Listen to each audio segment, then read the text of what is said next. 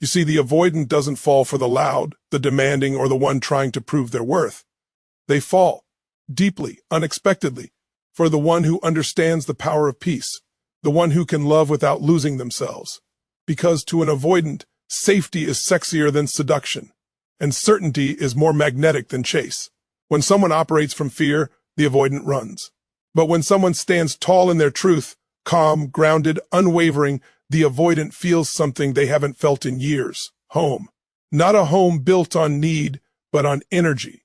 A place where their walls can finally rest. That's the trick. But it's not really a trick. It's alignment. It's the frequency of love without fear. There's a force that lives inside you that doesn't need to chase what's already meant for you. You don't have to fix, prove, or plead for someone's presence. The moment you stop trying to be enough for them, you become more than enough in their eyes, because your peace exposes their house. Your presence reveals their absence. And when you hold steady in that truth, they begin to feel safe enough to drop the armor they once thought would protect them. You can't awaken someone's heart by shouting at their fears. You awaken it by being what their nervous system forgot was possible. Safety, warmth, consistency, grace. You see, the avoidant doesn't trust love until they experience love that doesn't punish them for being afraid of it. That's the paradox. The more you detach from the need to be chosen, the more they feel the pull to choose you.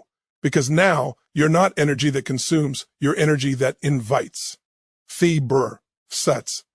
That's the divine rhythm of connection. You create space, not by walking away in anger, but by walking forward in peace. You embody faith instead of fear. And something incredible happens. The avoidance pattern begins to collapse. Because your consistency rewires their memory of what closeness feels like. It's no longer pressure. It's presence. It's no low. Anger control. It's compassion. The truth is, people don't fall for what you say. They fall for how you make them feel about themselves. And when an avoidant feels safe in your energy, they don't just want you. They start to heal because of you. You become the mirror that reminds them love doesn't have to hurt, and closeness doesn't have to mean loss. So don't try to win their heart through performance. Win it through peace. Don't chase connection, become connection. Don't demand love, embody love.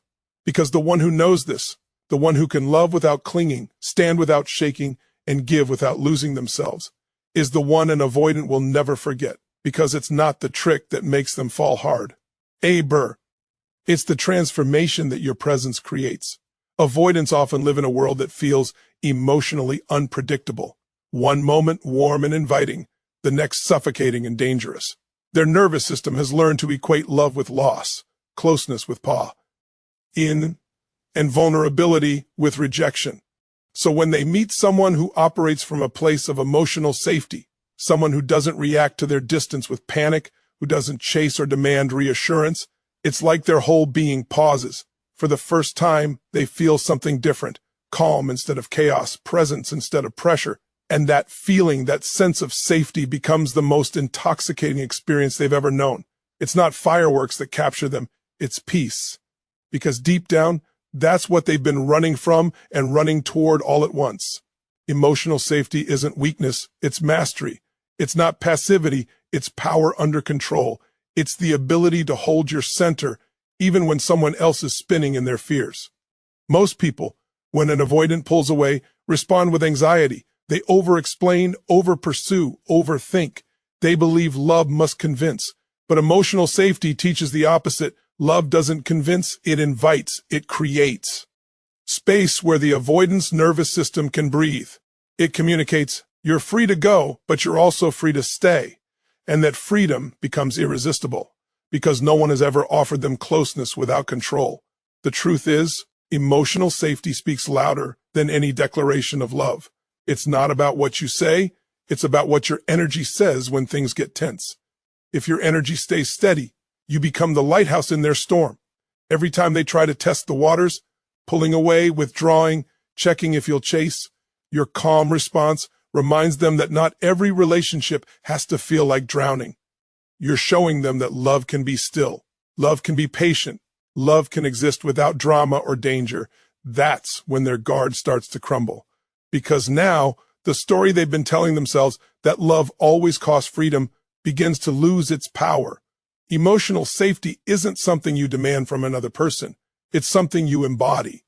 It's in your tone, your timing, your breath. It's choosing not to take their withdrawal personally, but to understand it as protection. It's reminding yourself that their distance isn't about your worth. It's about their wound.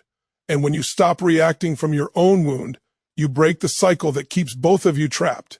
You rise above the emotional tug-of-war and create a field of calm certainty. That field is magnetic. The avoidant feels it even if they don't understand it. What they crave most is to feel that it's safe to come closer, that if they reveal their true self, they won't be consumed or judged. And only someone rooted in their own emotional safety can offer that.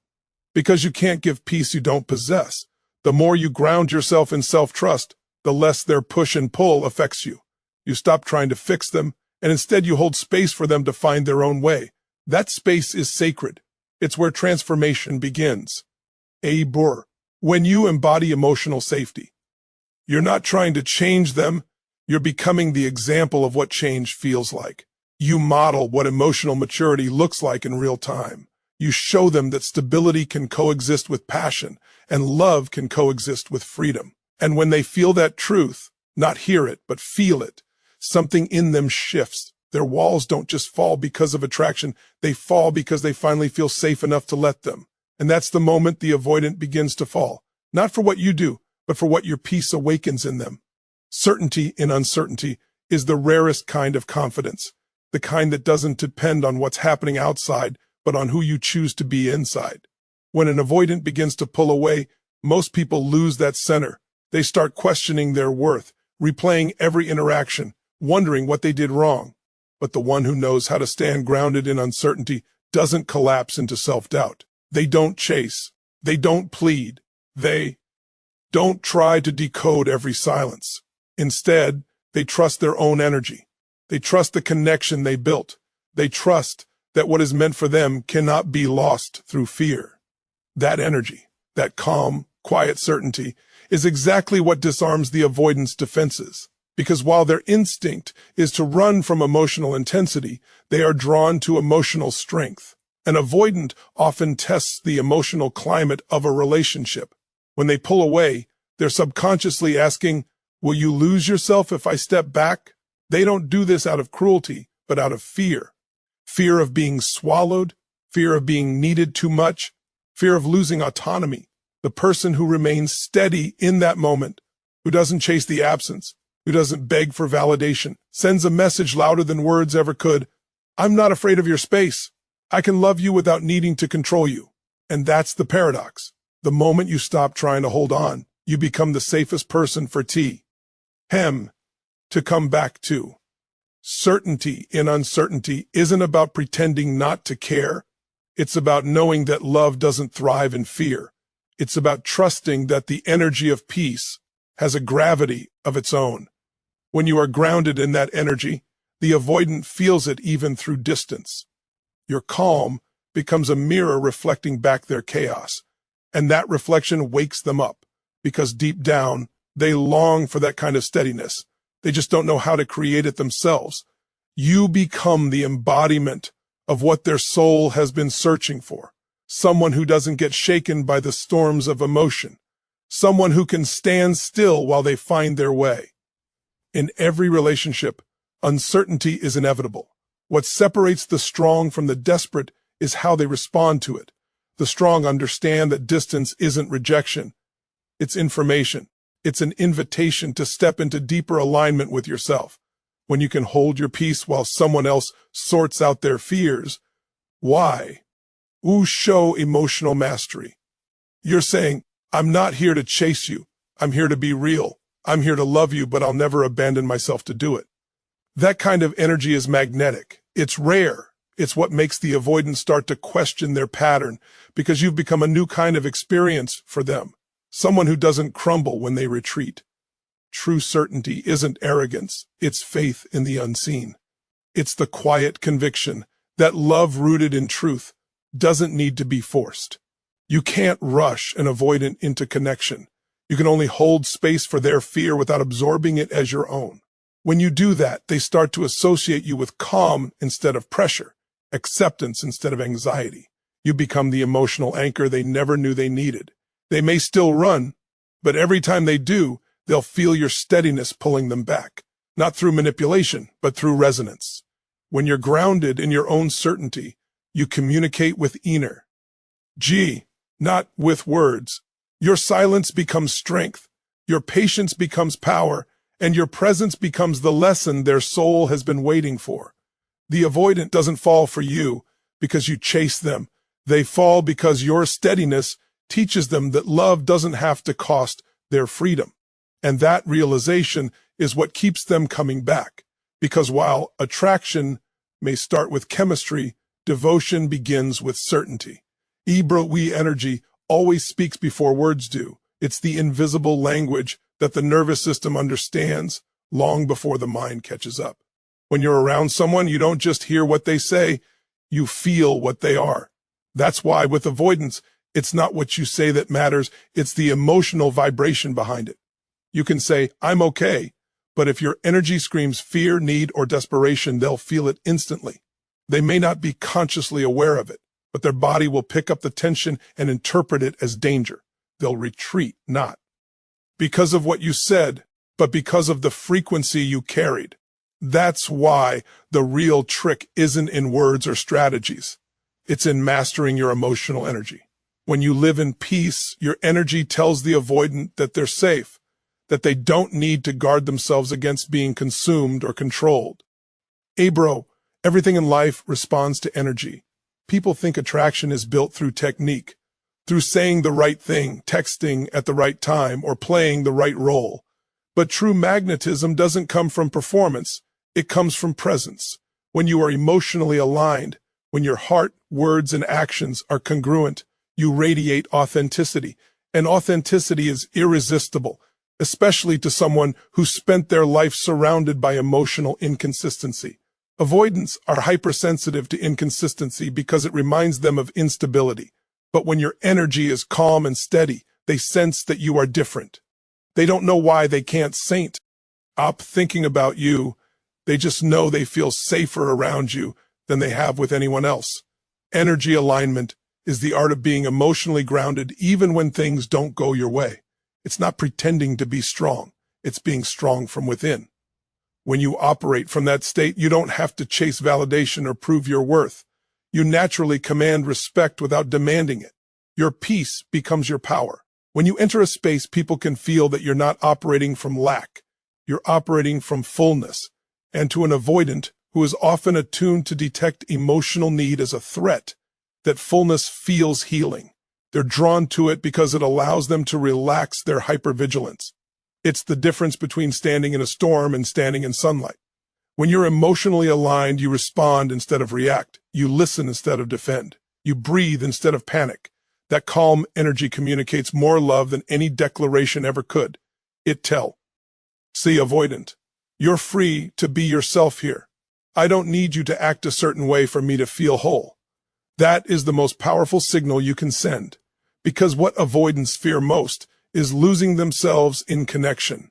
But your energy tells them that with you, connection doesn't equal control, and that realization creates trust, the foundation of any deep bond. It's easy to say the right things. It's harder to embody them. Anyone can speak about love, but few can hold the frequency of it when things get hard. When you stay aligned, when your energy stays rooted in love and not fear, you become a safe space not just for others, but for yourself. You become someone who doesn't just love others well, but lives from love. That's when you stop chasing and start attracting. The avoidant may not know the language of safety consciously, but they'll feel it in your presence, in your stillness, in your consistency. And once they've felt that energy, the energy that asks for nothing, why? ET offers everything. It changes them. Because energy doesn't lie and it never fades. They might pull away, but the memory of your peace follows them. It becomes the silent echo, reminding them what real connection feels like. And eventually, that energy, your energy, is what they'll find themselves coming back to again and again. Detachment isn't coldness, it's clarity. It's the quiet understanding that love loses its power when it becomes a performance. When you detach from the outcome, you stop trying to force connection and start creating space for it to grow naturally. Most people don't realize how much fear drives their affection. They love to avoid losing. They give to get. They chase to feel worthy. But when you truly connect with your essence, the part of you that already knows your worth, you stop needing others to validate your love. You no longer measure connection by how much someone reciprocates. Instead, you measure it by how authentic you remain when things become uncertain. And that's where real transformation begins. Because the moment you stop grasping, your energy shifts from resistance to radiance. Avoidants can feel the weight of need like a pressure in the air. When someone needs them to act a certain way to feel secure, it triggers their deepest fear, the loss of freedom. They associate closeness with obligation. They run, not because they don't care, but because they don't feel safe in that energy. When you detach from the outcome, you remove that pressure. You're not demanding closeness. You're offering connection. You're not controlling the dynamic. You're allowing it. That subtle shift in energy communicates something profound. You are free to be yourself, and I'll still be at peace. That's the space where love breathes. That's what melts defenses. Detachment is not apathy. It's mastery of emotion. It's the ability to hold love and freedom in the same hand without letting either slip away. When you stop chasing validation, you begin to embody confidence. Not the kind that needs to be seen, but the kind that is felt. That confidence tells the avoidance nervous system that you are safe. You are not a threat. You are not here to cage them. You are not waiting for them to complete you.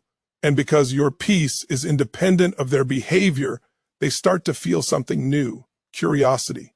They begin to wonder, why aren't they trying to control me? Why do I feel calm around them? Why does their presence feel different? That curiosity opens a doorway into connection deeper than attraction. It's a pull toward the energy of freedom wrapped in love. When you connect with your essence, you remember that love isn't about getting, it's about being. You become love itself, not because you're trying to prove your worth, but because it's your natural state. From that space, you can love someone even when they're distant, not as an act of weakness, but as an act of strength. You can wish them peace without losing your own. You can remain open-hearted without abandoning your boundaries. This is divine detachment, the art of letting love flow through you without fear of its outcome. It's what allows you to say, whether you stay or go, my love remains true, because it's an expression of who I am, not a reaction to what you do. The paradox is that when you stop needing love to look a certain way, it starts to flow back to you in ways you never expected. People feel drawn to your energy because it carries no demand. It's open, spacious, liberating. The avoidant feels safe in that energy because it's the first time love hasn't felt like pressure. And in that safety, they start to come closer, not because you ask them to, but because they want to. That's the magic of detachment. You stop chasing what you want, and it starts to chase you. Because love, when it's free, always finds its way back to peace. And the one who embodies peace becomes impossible to forget. Love without fear and boundaries without walls. That's the rare balance most people never master. So many equate boundaries with distance, thinking they must close their heart to stay safe. Others equate love with surrender, giving up all of themselves just to be chosen. But true power lives in the middle ground, where your heart is open, but your standards are firm. Where you can love deeply without losing yourself. Where compassion doesn't cancel self-respect. That balance is magnetic, especially to someone with an avoidant pattern, because to them, love often feels like invasion, like being trapped inside someone else's emotional storm. But when they meet a person who can love openly, without collapsing into need, who can express warmth without controlling the outcome, something inside them begins to shift. It's as if they're seeing a new form of love for the first time, one that feels safe, free, and grounded all at once. Boundaries aren't about saying no to connection. They're about saying yes to healthy connection. They tell others, you can come close, but you can't cross what defines my peace. When an avoidant encounters someone who lives by that truth, it changes the entire dynamic. They no longer feel trapped. They feel trusted. Because a person with strong boundaries radiates inner strength. They don't seek reassurance. They embody it. They don't try to hold love hostage. They allow it to flow, knowing that what's meant to stay will never need to be chased. That level of emotional intelligence is rare, and to an avoidant, it's unforgettable. Most people think love requires constant giving, constant proving. They overextend, overexplain, overaccommodate, believing that love means self-sacrifice. But that kind of love doesn't inspire connection. It breeds resentment. Real love gives without expectation, but it also honors itself in the process. It says, I can hold space for your fear, but I won't make myself small to soothe it. When an avoidant feels that kind of grounded energy, they begin to trust it. Because that love doesn't demand closeness, it invites it. It doesn't manipulate through guilt. It teaches through presence. That's the energy that melts avoidance. Not pressure, not pursuit, but peace wrapped in power. Loving without fear means you don't attach your worth to how someone responds. You give because giving is who you are, not because you need something in return. You express because withholding love only shrinks your spirit. But boundaries without walls mean that you don't overgive to the point of emptiness. You know when to pull back, when to rest, when to protect your emotional space. That's how love remains sacred instead of transactional. That's how it becomes sustainable instead of exhausting. The avoidant can sense that balance even when they can't name it. It feels safe because it's stable. It feels different because it's not based on control. The beauty of this kind of love is that it doesn't ask the avoidant to change. It inspires them to. Well, they experience someone who can love freely yet firmly, who can be soft but never self-erasing. It awakens something within them. They start to realize that love doesn't have to mean losing themselves. It can actually mean finding themselves in the reflection of someone who loves with strength and stays with grace. And that's the paradox. When you love without fear, you create safety. When you hold boundaries without walls, you create freedom. Together, those two forces become the kind of energy no avoidant can forget, because for the first time they experience love that doesn't demand or disappear. Love that simply is. And that's what their soul has been longing for all along. To be the mirror of someone's potential is to see them not for who they are in their fear, but for who they could be in their truth. Avoidants are used to being misunderstood, labeled as distant, cold, commitment phobic. But underneath those defenses lies a heart that's terrified of being hurt again. They've built walls, not because they don't want love, but because they've forgotten how to trust it. And when they finally meet someone who can see beyond the armor, who doesn't take their withdrawal personally, who looks past the surface and sees the soul, it shakes them, because for the first time, they're being seen not as a problem to fix, but as a person to understand. That kind of seeing is rare, and it's healing. When you hold the mirror of someone's potential, you're not pointing out their flaws, you're reflecting their greatness. You become a reminder of what's possible beyond their pain. Most people react to the avoidance distance with hurt or anger, which only reinforces their fears. But the one who stands with compassion, who can love them without chasing, who can understand without rescuing, becomes the interruption to their old story. That energy says, I see your fear, but I also see your strength. I see your silence, but I also see your longing. That level of awareness doesn't pressure them to change, it inspires them to evolve. Because transformation never begins with judgment. It begins with recognition. Being the mirror of potential requires emotional maturity. It means refusing to engage in the emotional tug-of-war that keeps both people trapped.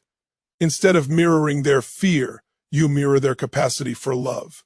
When they pull away, you don't retaliate, you stay centered. When they close off, you don't punish them, you stay calm.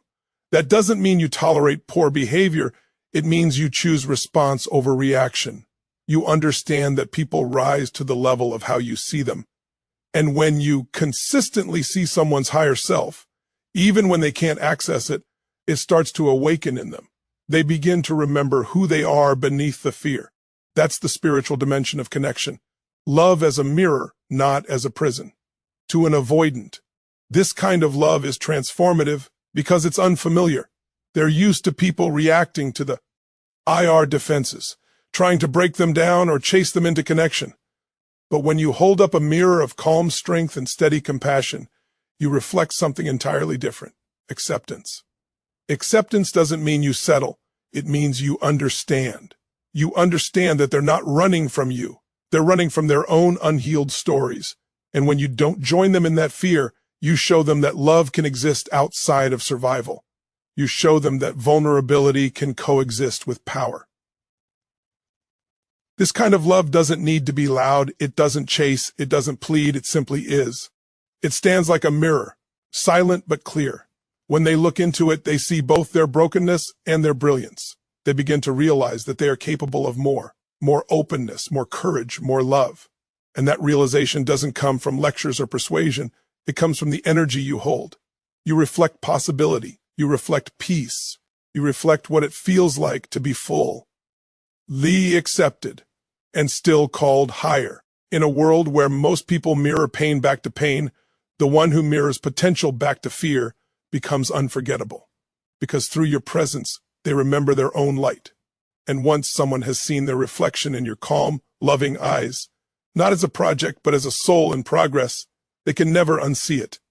That is why avoidance falls so hard for the one who knows this trick. It's not really a trick at all. It's divine seeing. It's the highest form of love, the kind that doesn't chain a person to their past, but calls them home to who they were always meant to be. And so the truth is this: love isn't about fixing anyone, chasing anyone, or convincing anyone to stay. Love, in its purest form, is about awakening what's already sacred within both of you. The avoidant doesn't fall because you've mastered a strategy. They fall because your presence reveals something deeper than desire. It reveals peace. You've shown them that connect. Ion can exist without control. That love can coexist with freedom. That vulnerability doesn't have to end in loss. The real transformation doesn't happen when you finally get the avoidant to open up. It happens when you realize that your worth was never defined by their response.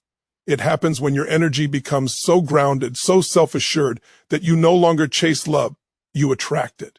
Because love is not pursuit, it's resonance.